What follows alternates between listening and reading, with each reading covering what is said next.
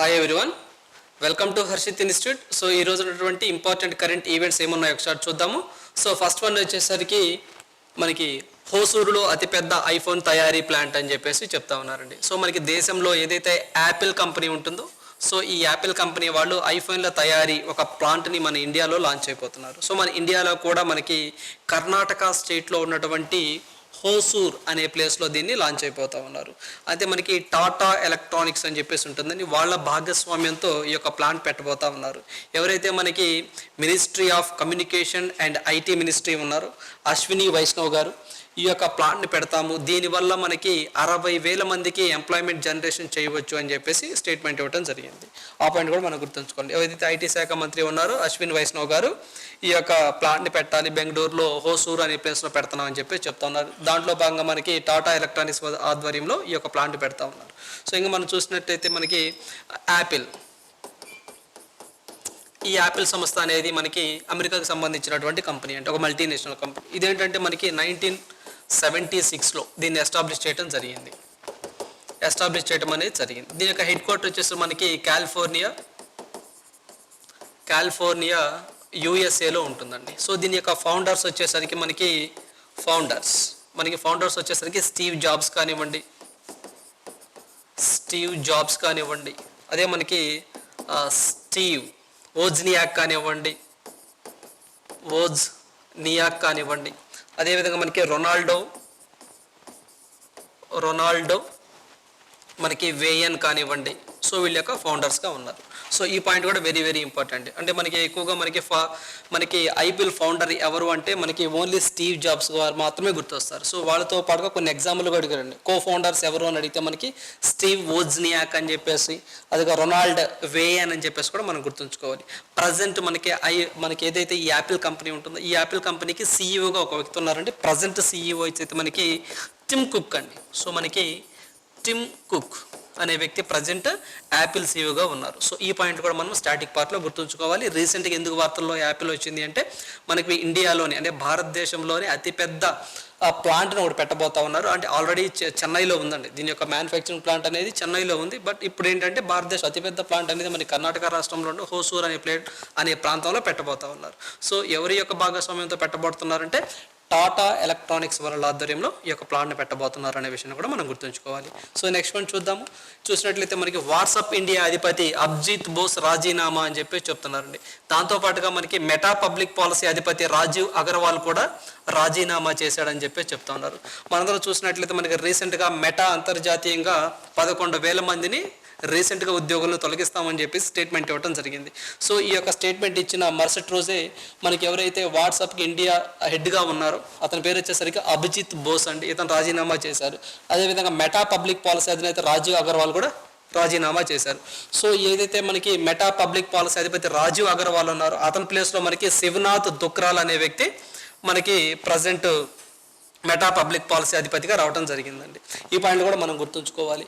So ఏంటంటే మీ అందరికీ ఈ మధ్య రీసెంట్గా మనకి లే ఆఫ్ అనే వర్డ్ విని ఉంటారు. లే ఆఫ్ అంటే ఉద్యోగులు తొలగించడం అనమాట. మనకి ఇప్పుడు ఏదైతే ఈ యొక్క మెటా ఉంటుందో, లైక్ మెటా అంటే మనకి మెటా కంపెనీ అనగానే మనకి ఫేస్బుక్ కానీ, ఇన్స్టాగ్రామ్ కానివ్వండి, వాట్సాప్ కానివ్వండి, అలాగే వర్క్ ప్లేస్ కానీ, పోర్టల్ కానివ్వండి, మెసెంజర్ కానీ, ఇవన్నీ దాంట్లో వాటి యొక్క ప్రొడక్ట్స్ అనమాట. అంటే మనకి మెటా కంపెనీ అనగానే ఏంటంటే మనకి ఫేస్బుక్ అని చెప్పేసి గుర్తుండాలండి. అంటే లైక్ మనకి ఏదైతే బిజినెస్ పాయింట్ ఆఫ్ వ్యూలో అంటే ఇంటర్నల్గా మనం మెటా కంపెనీస్ అని చెప్పేసి వాళ్ళు పిలుచుకుంటారు. బట్ పబ్లిక్ డొమైన్లో ఓవరాల్గా మనకు వచ్చేసరికి ఫేస్బుక్, వాట్సాప్ అని చెప్పేసి పేర్లు ఉంటూ ఉంటాయి. సో దానికి మనకు వాట్సాప్కి సంబంధించిన బట్టి అధినేత అభిజిత్ బోస్ రాజీనామా చేశారు. అదేవిధంగా మనకి వాట్సాప్ అనేది మనకి 2009లో ఎస్టాబ్లిష్ చేశారండి. ఎప్పుడు ఎస్టాబ్లిష్ చేశారంటే మనకి 2009లో ఎస్టాబ్లిష్ చేశారు వాట్సాప్. సో దీని యొక్క హెడ్ క్వార్టర్ వచ్చేసరికి కాలిఫోర్నియా అమెరికాలో ఉంటుందండి. కాలిఫోర్నియా యుఎస్ఏలో ఉంటుంది దీని యొక్క హెడ్ క్వార్టర్ కూడా. సో దీని యొక్క ఫౌండర్స్ కూడా ఇద్దరు ఉన్నారండి. సో మనకి ఇంకా వాట్సాప్ గురించి చూసినట్లయితే ఈ యొక్క వాట్సాప్ని మనకి 2009లో ఎస్టాబ్లిష్ చేశారండి. సో మనకి 2009లో దీని యొక్క వాట్సాప్ని ఎస్టాబ్లిష్ చేయడం జరిగింది. సో మనకి దీని యొక్క హెడ్ క్వార్టర్ వచ్చేసరికి మనకి కాలిఫోర్నియా యుఎస్ఏలో ఉంటుందండి. ఇంకా మనకి దీని ఫౌండర్స్ అంటే వీటిని స్థాపించిన వ్యక్తులు అండి. మనం చూసుకున్నట్లయితే జాన్ కౌల్ అని చెప్పేసి ఒకతున్నారు. అదేవిధంగా మనకి జాన్ కౌల్ అనే వ్యక్తి మెయిన్ ఫౌండర్గా ఉన్నాడు. ఈ పాయింట్ కూడా మనం గుర్తుంచుకోవాలి. సో ఏదైతే ఈ యొక్క వాట్సాప్ ఉంటుందో, ఈ యొక్క వాట్సాప్ని మనకి ఫేస్బుక్ వాళ్ళు 2014లో అండి, 2014లో ఈ యొక్క వాట్సాప్ని ఫేస్బుక్ వాళ్ళు బై చేయడం జరిగింది. ఈ పాయింట్ కూడా మనం గుర్తుంచుకోవాలి. మీకు మెటా కంపెనీ అనగానే లైక్ ఫేస్బుక్ కానివ్వండి, వాట్సాప్ కానివ్వండి, అదేవిధంగా ఇన్స్టాగ్రామ్ కానివ్వండి, వర్క్ ప్లేస్ కానివ్వండి, సో మనకి పోర్టల్ కానివ్వండి, మెసెంజర్ కానివ్వండి, సో ఇవన్నీ మెటా కంపెనీకి సంబంధించినటువంటి ప్రొడక్ట్స్ కూడా మనం గుర్తుంచుకోవాలి. సో ఈ యొక్క వాట్సాప్ని ఫేస్బుక్ ఎప్పుడు కొనుగోలు చేసిందంటే 2014లో కొనుగోలు చేసిందండి. అదేవిధంగా మనకి ఫేస్బుక్ అనేది 2004లో ఎస్టాబ్లిష్ చేయడం జరిగిందండి. అదేవిధంగా మనకి ఫేస్బుక్ అనేది 2004లో ఎస్టాబ్లిష్ చేయడం జరిగింది. దీని హెడ్ క్వార్టర్ కూడా, దీని యొక్క ప్రధాన కేంద్రాలయం కూడా మనకి కాలిఫోర్నియా, అమెరికాలో ఉంటుంది. దీని యొక్క ఫౌండర్ వచ్చేసరికి మనకి మెందల్ చేసిందే మార్క్ జుకర్బర్గ్ అనే వ్యక్తి ఫౌండర్గా ఉన్నారు. ఆ పాయింట్స్ కూడా మనం గుర్తుంచుకోవాలి. సో నెక్స్ట్ వన్ చూసినట్లయితే నీతి ఆయోగ్ సభ్యునిగా అరవింద్ వీర్మణి అని చెప్పేసి ఒక వ్యక్తి వచ్చాడండి. సో నీతి ఆయోగ్, సో ఈ యొక్క నీతి ఆయోగ్కి ఫుల్ టైం మెంబర్గా ఆల్రెడీ 3 మెంబర్స్ ఉన్నారండి నీతి ఆయోగ్లో. ఇతను 4th మెంబర్గా రావడం జరిగింది. అతని పేరు వచ్చేసరికి అరవింద్ వీర్మణి అని చెప్పేసి చెప్పొచ్చు. మీ అందరికీ తెలిసిందే ఈ యొక్క నీతి ఆయోగ్ అనేది మనకి ప్లానింగ్ కమిషన్ ప్లేస్లో వచ్చిందండి. మనకి ప్లానింగ్ కమిషన్ ఇండియాలో ఎప్పుడు వచ్చిందంటే 1950 అండి, 1950లో ప్లానింగ్ కమిషన్ వచ్చింది. ఆ తర్వాత 1950 తర్వాత మోడీ గవర్నమెంట్ వచ్చిన తర్వాత 2014 ఆగస్టులో ఈ యొక్క ప్లానింగ్ కమిషన్ డిజాల్వ్ చేశారండి. సో డిజాల్వ్ చేసి 2015 జనవరి 1వ తారీఖు నుంచి నీతి ఆయోగ్ అని చెప్పేసి రీప్లేస్ చేశారనమాట. సో ఇక్కడ మనకి నీతి ఆయోగ్ ఎప్పటి నుంచి ఫోర్స్లోకి వచ్చింది అంటే 2015 జనవరి 1 నుంచి ఫోర్స్లోకి వచ్చింది. దేని ప్లేస్లో వచ్చిందంటే ప్లానింగ్ కమిషన్ ప్లేస్లో వచ్చింది. ప్లానింగ్ కమిషన్ ఎప్పుడు ఇండియాలో వచ్చిందంటే 1950, 1950లో వచ్చింది. ప్లానింగ్ కమిషన్ ఎప్పుడు డిజాల్వ్ చేశారంటే 2014 ఆగస్టులో డిజాల్వ్ చేశారని చెప్పేసి గుర్తుంచుకోవాలి. సో ఇంకా మనము నీతి ఆయోగ్ అంటే నీతి ఆయోగ్, సో మనకి నేషనల్ ఇన్స్టిట్యూషన్ ట్రాన్స్ఫార్మింగ్ ఇండియా అని చెప్పి చెప్పొచ్చు అండి. సో నీతి ఆయోగ్ ఫుల్ ఫామ్ ఏంటి అని కూడా చాలా ఎగ్జామ్లో అడుగున్నారు. నేషనల్ ఇన్స్టిట్యూషన్ ట్రాన్స్ఫార్మింగ్ ఇండియా అనేది ఫుల్ ఫామ్గా ఉంటుంది. సో ఈ యొక్క నీతి ఆయోగ్కి చైర్మన్గా ప్రైమ్ మినిస్టర్ ఉంటారు. వైస్ చైర్మన్గా మనకి కొత్తగా వచ్చారండి, మనకి సుమన్ కే బేరీ అనే వ్యక్తి మనకి వైస్ చైర్మన్గా ఉన్నారు. సిఇఓగా మనకి పరమేశ్వరన్ అయ్యర్ అనే వ్యక్తి కూడా మనకి సిఇఓగా ఉన్నారు. ఆ పాయింట్ కూడా మనం బాగా గుర్తుంచుకోవాలి. సో ఇట్ ఈజ్ మనకి నీతి ఆయోగ్ అనేది ఏ బాడీ అంటే కాన్స్టిట్యూషనల్ బాడీయా లేకపోతే స్టాట్యుటరీ బాడీ అని ఎగ్జామ్లో అడుగుతా ఉండే. It is a executive body, అంటే ఇది ఒక కాన్స్టిట్యూషనల్ బాడీ కాదు, ఇది ఒక స్టాట్యుటరీ బాడీ కూడా కాదు, జస్ట్ ఇది ఈజ్ ఏ ఒక థింక్ ట్యాంక్ లాగా పనిచేస్తుందండి. It is executive body like మనకి అడ్వైజరీ బాడీ అని కూడా చెప్పొచ్చు అనమాట. సో మనకి ఇక మెంబర్స్ వచ్చేసరికి నీతి ఆయోగ్లో ఫుల్ టైం మెంబర్స్ అని చెప్పేసి ఉన్నారండి. సో మనకు చూసినట్లయితే వికే సరస్వత్ అని చెప్పేసి డిఆర్డిఓ మాజీ చైర్మన్ అండి, వికే సరస్వత్ అనే వ్యక్తి ఉన్నారు. నెక్స్ట్ వచ్చి రమేష్ చాంద్ అని చెప్పేసి రమేష్ చాంద్ అనే వ్యక్తి ఉన్నారు. నెక్స్ట్ వచ్చేసి థర్డ్ వికే పౌల్ అని చెప్పేసి ఒక వ్యక్తి ఉన్నారండి. 3 మెంబర్స్ ఉన్నారు. ఇప్పుడు 4th మెంబర్గా మనకి అరవింద్ వీరమణి అని చెప్పేసి వచ్చారండి. అరవింద్ వీరమణి అయినా మనకి 4th మెంబర్గా వచ్చిన్నారు. ఈ పాయింట్ కూడా మనం గుర్తుంచుకోవాలి. At present total how many full time members in నీతి ఆయోగ్ అంటే మనం 4 మెంబర్స్ అని చెప్పాలి. ఆ 4 మెంబర్స్ కూడా మనకి వికే సరస్వత్ అని చెప్పేసి, రమేష్ చాద్ అని చెప్పేసి, వికే పౌల్ అని చెప్పేసి, అరవింద్ వీరమణి అని చెప్పేసి కూడా చెప్పుకోవాలి. మనం నీతి ఆయోగ్ ఎవరి ప్లేస్లో వచ్చింది కూడా మనం ఖచ్చితంగా తెలుసుకుని ఉండాలి. It is a executive body, it is a not constitutional body, it is a not statutory body అని కూడా మనం గుర్తుంచుకోవాలి. ఆ పాయింట్ కూడా very very important. Next one చూద్దాము. సో నెక్స్ట్ వన్ చూసినట్లయితే మనము డిజిటల్ కరెన్సీ కోసం 5 బ్యాంకులు అని చెప్పేసి చెప్తున్నారండి. సో మీ అందరికీ తెలిసిందే సెంట్రల్ బ్యాంక్ డిజిటల్ కరెన్సీ అని చెప్పేసి మనకి రిజర్వ్ బ్యాంక్ ఆఫ్ ఇండియా తీసుకురావడం జరిగిందండి. సెంట్రల్ బ్యాంక్ డిజిటల్ కరెన్సీ అని చెప్పేసి నవంబర్ 1 నుంచి అండి. సో ఈ నెల 1 నుంచి reserve bank of India implement చేసింది. ఓన్లీ ఫర్ హోల్సేల్ సెగ్మెంట్లో మాత్రమే సెంట్రల్ బ్యాంక్ డిజిటల్ కరెన్సీని మేము ఇంట్రొడ్యూస్ చేస్తున్నామని చెప్పేసి నవంబర్ 1వ తారీఖు రిజర్వ్ బ్యాంక్ ఆఫ్ ఇండియా ప్రకటన చేసింది. సో దాంట్లో భాగంగా మనకి ఏదైతే హోల్సేల్ సెగ్మెంట్ ఉంటుందో లైక్ సెకండరీ మార్కెట్ అంటాం. అంటే మనకి సెకండరీ మార్కెట్ అంటే ఏంటి అంటే గవర్నమెంట్కి బ్యాంక్స్కి మధ్య జరిగేటువంటి లావాదేవీలు ట్రాన్సాక్షన్ మనం సెకండరీ మార్కెట్స్ అంటాం. లైక్ గవర్నమెంట్ సెక్యూరిటీస్ కానివ్వండి, ఇలాంటివి అనమాట, బాండ్స్ కానివ్వండి, ఇవన్నీ సెకండరీ మార్కెట్ కిందకు వస్తాయి. దాంట్లో భాగంగా ఫస్ట్ మనకి 9 బ్యాంక్స్కి పర్మిషన్ ఇచ్చిందండి. ఫస్ట్ అనేది 9 బ్యాంక్స్కు పర్మిషన్ ఇచ్చింది reserve bank of India wholesale సెగ్మెంట్లో. సో ఆ 5 బ్యాంక్స్ కాకుండా ఇప్పుడు రీసెంట్గా రిటైల్ సెగ్మెంట్లో అంటే ఎండ్ ఆఫ్ ద కస్టమర్ అని చెప్పేసి అంటాం, అంటే ఇప్పుడు మనం వాడడానికి. సో దీనికి ఒక 5 బ్యాంక్స్ పర్మిషన్ ఇస్తున్నాము అని చెప్పేసి రిజర్వ్ బ్యాంక్ ఆఫ్ ఇండియా ప్రకటించడం జరిగింది. సో ఫస్ట్ వచ్చేసరికి ఈ 9 బ్యాంక్స్ ఏంటి అని చెప్పేసి కూడా మన ఎగ్జామ్ పాయింట్ ఆఫ్ వ్యూలో గుర్తుంచుకోవాలి. సో ఫస్ట్ ఈ 9 బ్యాంక్స్లో మనకి ఎస్బీఐ ఉంటుంది, తర్వాత బ్యాంక్ ఆఫ్ బరోడా ఉంటుంది, నెక్స్ట్ యూబీఐ అంటే యూనియన్ బ్యాంక్ ఆఫ్ ఇండియా ఉంటుంది, నెక్స్ట్ వచ్చేసరికి మనకి హెచ్డిఎఫ్సి బ్యాంక్ ఉంటుంది, ఐసిఐసిఐ బ్యాంక్ ఉంటుంది, ఐడిఎఫ్సి ఫస్ట్ బ్యాంక్ అని చెప్పేసి మీ అందరికీ తెలిసే ఉంటుంది, private bank IDFC first bank ఉంటుంది, నెక్స్ట్ కోటక్ మహీంద్రా బ్యాంక్ అని చెప్పేసి ఒకటి ఉంటుందండి. తర్వాత వచ్చేసరికి మనకి ఎస్ బ్యాంక్ అని చెప్పేసి ఉంటుంది, ఎస్ బ్యాంక్. ఇవన్నీ మనకి పర్మిషన్ ఇచ్చారు. తర్వాత హెచ్ఎస్బిసి అని చెప్పేసి ఒకటి ఉంటుందండి, హాంకాంగ్ షాంఘై బ్యాంకింగ్ కార్పొరేషన్ అని ఉంటుంది. సో ఈ 9 బ్యాంక్స్కి ఫస్ట్ హోల్సేల్ సెగ్మెంట్లో పర్మిషన్ ఇవ్వడం జరిగింది అనే పాయింట్ కూడా గుర్తుంచుకోవాలి. That is very very important. So ఇప్పుడు వచ్చేసరికి మరి 5 బ్యాంక్స్ ఏమున్నాయి ఇప్పుడు రిటైల్ సెగ్మెంట్లో అంటే 5 బ్యాంక్స్ వచ్చేసరికి రిటైల్ సెగ్మెంట్ అండి. ఇప్పుడు వచ్చేసరికి మనకి స్టేట్ బ్యాంక్ ఆఫ్ ఇండియా కానివ్వండి, మనకి బ్యాంక్ ఆఫ్ బరోడా కానివ్వండి, సో ఇక్కడ మనం చూసినట్లయితే మనకి స్టేట్ బ్యాంక్ ఆఫ్ ఇండియా కానివ్వండి, సో బ్యాంక్ ఆఫ్ బరోడా కాదండి, so state bank of India, ICICI bank కానివ్వండి, హెచ్డిఎఫ్సి బ్యాంక్ కానివ్వండి, ఐడిఎఫ్సి బ్యాంక్ కానివ్వండి, తర్వాత మనకి ఇవి ప్రజెంట్ చెప్తున్నారండి. మొత్తం 4 చెప్పారు. నెక్స్ట్ బ్యాంక్ ఏంటి అని చెప్పేసి ఇంకా తెలియాల్సి ఉందని చెప్పి చెప్తా ఉన్నారు. సో ఎస్బీఐ ఒకటి, ఐసిఐసిఐ ఒకటి, హెచ్డిఎఫ్సి ఒకటి, ఇక మనకి ఐడిఎఫ్సి బ్యాంక్ ఒకటి, ఇవి పర్మిషన్ ఇస్తున్నామని చెప్పి చెప్తా ఉన్నారు. ఇవి కూడా మనం బాగా గుర్తుంచుకో. Central bank digital currency reserve bank of India establish చేసింది. అదేవిధంగా reserve bank of India act ఎప్పుడు వచ్చిందంటే 1934లో వచ్చిందండి. ఆర్బీఐ యాక్ట్ వచ్చేసి 1934లో వచ్చింది. ఆర్బీఐ ఎప్పుడు ఎస్టాబ్లిష్ చేశారు అంటే 1935 ఏప్రిల్ 1 నుంచి ఎస్టాబ్లిష్ చేశారు. ఆర్బీఐ నేషనలైజేషన్ ఎప్పుడు జరిగిందంటే 1949 జనవరి 1 నుంచి ఆర్బీఐని నేషనలైజేషన్ జరిగింది. అంటే మనకి ఆర్బీఐ అనేది ఎస్టాబ్లిష్ చేసినప్పుడు 5 కోట్ల మూలధనంతో దాన్ని ఎస్టాబ్లిష్ చేయడం జరిగింది. జాన్ హిల్టన్ యంగ్ కమిషన్ ప్రకారం reserve bank of India establish అయింది. అదేవిధంగా ఆర్బీఐ యొక్క హెడ్ క్వార్టర్ అనేది ఎట్ ద టైమ్ ఆఫ్ ఇన్సెప్షన్లో మనకి కోల్కతాలో ఉండేది.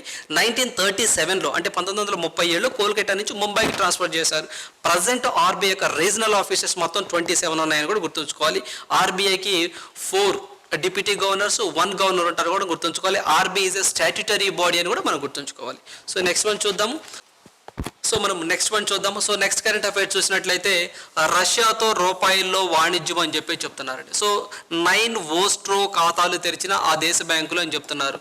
అంటే మనము అసలు ఓస్ట్రో అకౌంట్ ఏంటి, నోస్ట్రో అకౌంట్ అంటే ఏంటి, ఓస్ట్రో నోస్ట్రో అకౌంట్ అంటే ఏంటి, తర్వాత వచ్చేసరికి లోరో అకౌంట్ ఏంటి ఖచ్చితంగా తెలుసుకోవాలండి.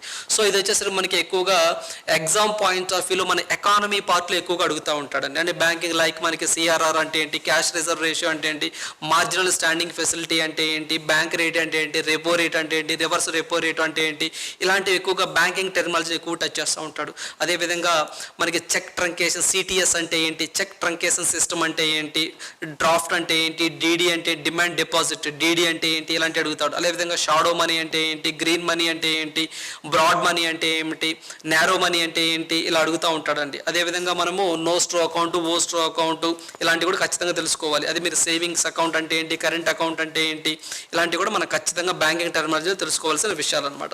దాంట్లో పాటు చూసుకుంటే మనము ఓస్ట్రో అసలు ఫస్ట్ నాస్ట్రో అకౌంట్ అని చెప్పి 3 రకాలుగా ఉంటాయండి. నాస్ట్రో అకౌంట్ అని చెప్పేసి, తర్వాత మనకి ఓస్ట్రో అకౌంట్ అని చెప్పేసి, మన లోరో అకౌంట్ అని చెప్పేసి 3 రకాలు ఉంటాయండి. సో మనము నోస్ట్రో అకౌంట్ అంటే ఏంటి, this nostro account is maintained by in Indian bank, in foreign country, in foreign bank, in foreign currency అని చెప్పేసి గుర్తుంచుకోవాలి. అంటే మన దేశంలో ఉన్నటువంటి ఒక బ్యాంకు విదేశాలలో విదేశీ బ్యాంకులో వాళ్ళ యొక్క రూపాయల్లో అకౌంట్ని తెరవడాన్ని మనము నోస్ట్రో అకౌంట్ అని అంటాం. ఫర్ ఎగ్జాంపుల్ ఎస్బీఐ అనే బ్యాంక్ ఉందండి మన దగ్గర, స్టేట్ బ్యాంక్ ఆఫ్ ఇండియా అనేది మనకి ఎక్కడుంది ఇండియాలో. సో ఇది వచ్చేసరికి ఒకటి బ్యాంక్ ఆఫ్ అమెరికా అని చెప్పేసి అమెరికాలో ఉందండి ఒక బ్యాంకు. సో ఇక్కడ ఏదైతే ఎస్బీఐ ఉందో ఈ యొక్క కంట్రీలో, ఈ యొక్క బ్యాంక్ ఆఫ్ అమెరికాలో డాలర్స్లో అకౌంట్ ఓపెన్ చేస్తుందండి. ఆ పాయింట్ గుర్తుంచుకోవాలి. సో అకౌంట్ ఓపెన్ చేయడానికి అంటే స్టేట్ బ్యాంక్ ఆఫ్ ఇండియా అనే బ్యాంకు వేరే కంట్రీలో డాలర్లో ఈ యొక్క అకౌంట్ ఓపెన్ చేయటాన్ని, సో ఇక్కడ అకౌంట్ తీసుకుంటుంది, దాన్ని మనం నోస్ట్రో అకౌంట్ అంటాం. ఓస్ట్రో అంటే ఏంటి, దానికి ఆపోజిట్ అండి. ఫర్ ఎగ్జాంపుల్ ఇక్కడ స్టేట్ బ్యాంక్ ఆఫ్ ఇండియా ఉంది, ఫర్ ఎగ్జాంపుల్ ఇక్కడ ఒక state bank of India exam ఉంది, ఇక్కడ బ్యాంక్ ఆఫ్ అమెరికా అని చెప్పేసి ఒక బ్యాంక్ ఉంది. సో ఇక్కడ బ్యాంక్ ఆఫ్ అమెరికా అనేది ఇక్కడ మన ఇండియాలో ఉన్నటువంటి బ్యాంకులో ఒక అకౌంట్ ఓపెన్ చేస్తుంది ఇండియన్ కరెన్సీలో.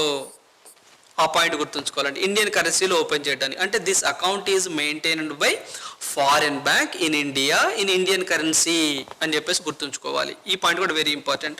అదే లోరో అకౌంట్ అంటే ఏంటి అంటే, for example this account is maintained by one bank for another bank is the third party కింద ఉంటుందండి. అంటే ఫర్ ఎగ్జాంపుల్